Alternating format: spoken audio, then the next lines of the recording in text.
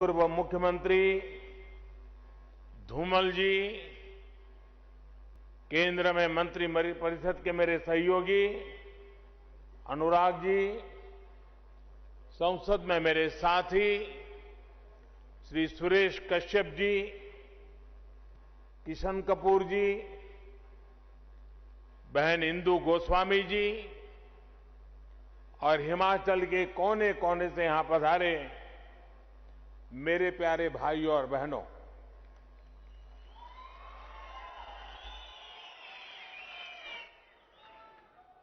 इस महीने काशी विश्वनाथ आर्य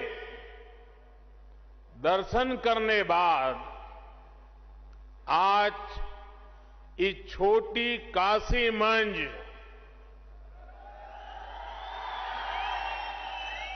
बाबा भूतनाथरा पंचवक्त्रारा महामृत्युंजयरा आशीर्वाद लेने रा मौका मिलिया।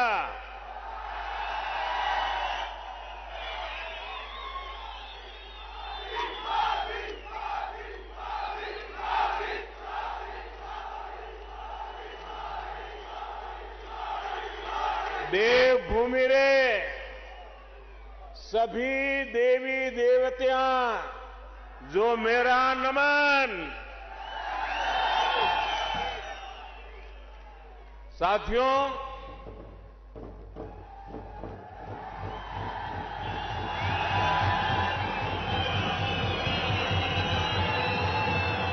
हिमाचल से मेरा हमेशा से एक भावात्मक रिश्ता रहा है। हिमाचल की धरती ने हिमालय के उत्तुंग शिखरों ने मेरे जीवन को दिशा देने में अहम भूमिका निभाई है।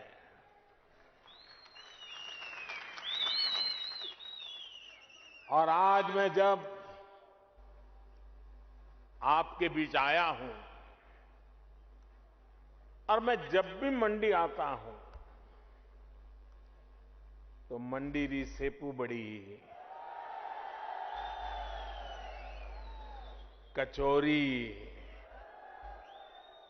और बदाने रे मिठा की याद आ ही जाती है। साथियों, आज डबल इंजन की सरकार के भी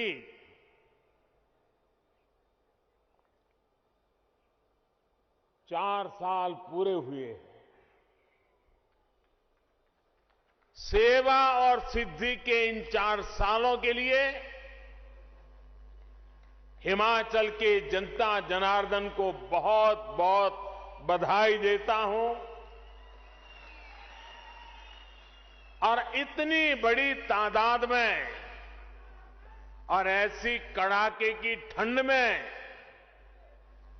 हम सबको आशीर्वाद देने के लिए आना, इसका मतलब ही है कि इन 4 साल में हिमाचल को तेज गति से आगे बढ़ते हुए आपने देखा है। जयराम जी और उनकी परिश्रमी टीम ने हिमाचल वासियों के सपनों को पूरा करने के लिए कोई कोर कसर नहीं छोड़ी है। इन 4 वर्षों में 2 साल हमने मजबूती से कोरोना से भी लड़ाई लड़ी है और विकास के कार्यों को भी रुकने नहीं दिया। बीते 4 सालों में हिमाचल को पहला एम्स मिला, हमीरपुर, मंडी, चंबा और सिरमौर में 4 नए मेडिकल कॉलेज स्वीकृत किए गए। हिमाचल की कनेक्टिविटी को सशक्त करने के लिए अनेक विध प्रयास भी जारी हैं। भाई और बहनों, आज यहां मंच पर आने से पहले मैं हिमाचल प्रदेश के औद्योगिक विकास से जुड़े कार्यक्रमों में इन्वेस्टर्स मीट में शामिल हुआ और यहां एक जो प्रदर्शनी लगी है उसे देख करके भी मन अभिभूत हो गया। इसमें हिमाचल में हजारों करोड़ रुपए के निवेश का, युवाओं के लिए अनेक नए रोजगार का मार्ग बना है। अभी यहां थोड़ी देर पहले 11,000 करोड़ रुपए की लागत वाले 4 बड़े हाइड्रो इलेक्ट्रिक प्रोजेक्ट का शिलान्यास या फिर लोकार्पण भी किया गया है।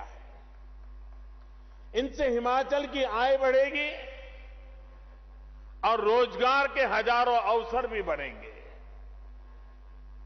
सावड़ा कुड्डू प्रोजेक्ट हो, लूहरी प्रोजेक्ट हो, धौला सिद्ध प्रोजेक्ट हो या रेणुका जी प्रोजेक्ट, ये सभी हिमाचल की आकांक्षा और देश की आवश्यकता की पूर्ति दोनों के माध्यम से होने वाली है। सावड़ा कुड्डू बांध तो पियानो की आकृति वाला एशिया का पहला ऐसा बांध है। यहां पैदा हुई बिजली से हिमाचल को हर वर्ष लगभग 125 करोड़ रुपए की आय होगी।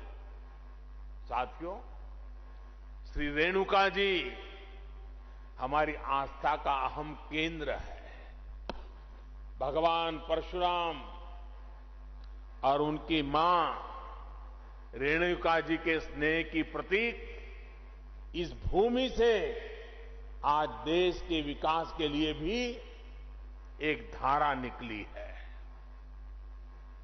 गिरी नदी पर बन रही श्री रेणुका जी बांध परियोजना जब पूरी हो जाएगी तो एक बड़े क्षेत्र को इससे सीधा लाभ होगा। इस प्रोजेक्ट से जो भी आय होगी उसका भी एक बड़ा हिस्सा यहीं के विकास पर खर्च होगा। साथियों, देश के नागरिकों का जीवन आसान बनाना, ईज ऑफ लिविंग हमारी सरकार की सर्वोच्च प्राथमिकता है और इसमें बिजली की बहुत बड़ी भूमिका है। बिजली पड़ने के लिए, बिजली घर के काम निपटाने के लिए, बिजली उद्योगों के लिए, और इतना ही नहीं, अब तो बिजली मोबाइल चार्ज करने के लिए, उसके बिना कोई रह ही नहीं सकता। आप जानते हैं हमारी सरकार का ईज ऑफ लिविंग मॉडल पर्यावरण के प्रति सचेत और पर्यावरण की रक्षा करने में भी मदद कर रहा है। आज यहां जो हाइड्रो पावर प्रोजेक्ट्स का शिलान्यास और लोकार्पण हुआ है वो भी क्लाइमेट फ्रेंडली न्यू इंडिया की तरफ देश का एक मजबूत कदम है। आज पूरा विश्व भारत की इस बात की प्रशंसा कर रहा है कि हमारा देश किस तरह पर्यावरण को बचाते हुए विकास को गति दे रहा है। सोलर पावर से लेकर हाइड्रो पावर तक, पवन ऊर्जा से लेकर ग्रीन हाइड्रोजन तक हमारा देश रिन्यूएबल एनर्जी के हर संसाधन को पूरी तरह से इस्तेमाल करने के लिए निरंतर काम कर रहा है।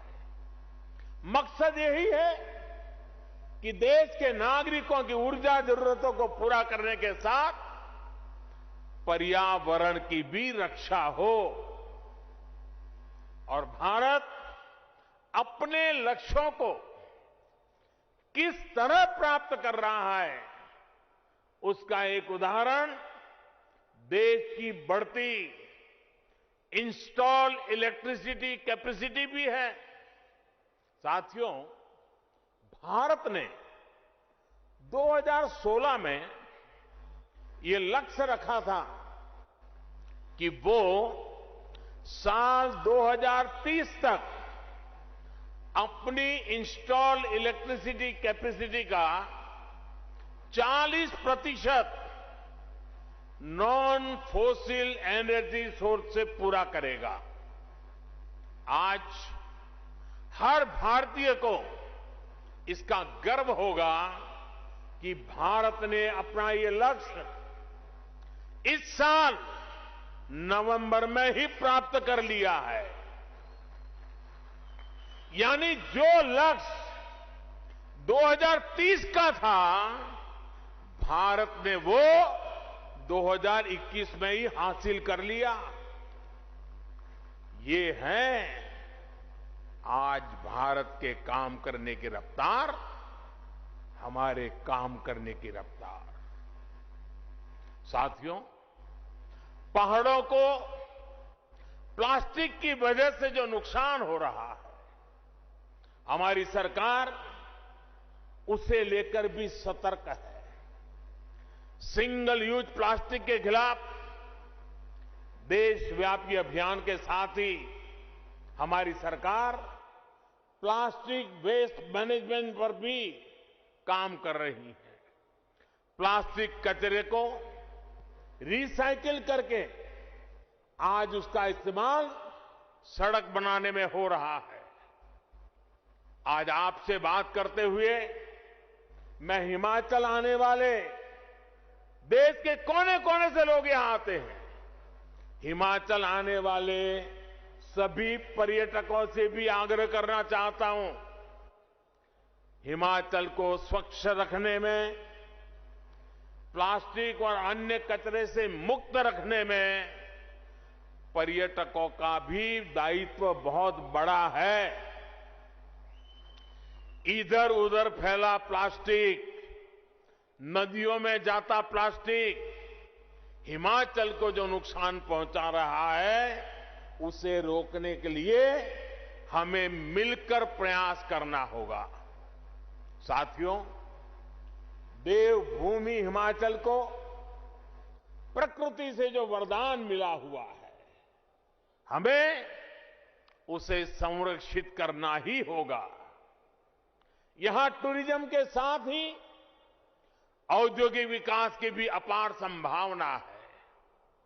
हमारी सरकार इस दिशा में भी लगातार काम कर रही है। हमारा जोर विशेष तौर पर फूड इंडस्ट्री, फार्मिंग और फार्मा पर है, और यहां फन तो है ही है। टूरिज्म का फन हिमाचल से बढ़कर कहां मिलेगा। हिमाचल की फूड प्रोसेसिंग इंडस्ट्रीज में विस्तार की बहुत क्षमता है। इसलिए हमारी सरकार मेगा फूड पार्क से लेकर कोल्ड स्टोरेज इंफ्रास्ट्रक्चर को मजबूत कर रही है। फार्मिंग में नेचुरल फार्मिंग को, प्राकृतिक खेती को बढ़ावा देने के लिए भी डबल इंजन की सरकार निरंतर काम कर रही है। आज प्राकृतिक खेती से हुई उपज की दुनिया भर में मांग बढ़ रही है। केमिकल मुक्त कृषि उत्पाद आज विशेष आकर्षण का केंद्र बन रहे हैं। मुझे खुशी है कि हिमाचल इसमें भी अच्छा काम कर रहा है।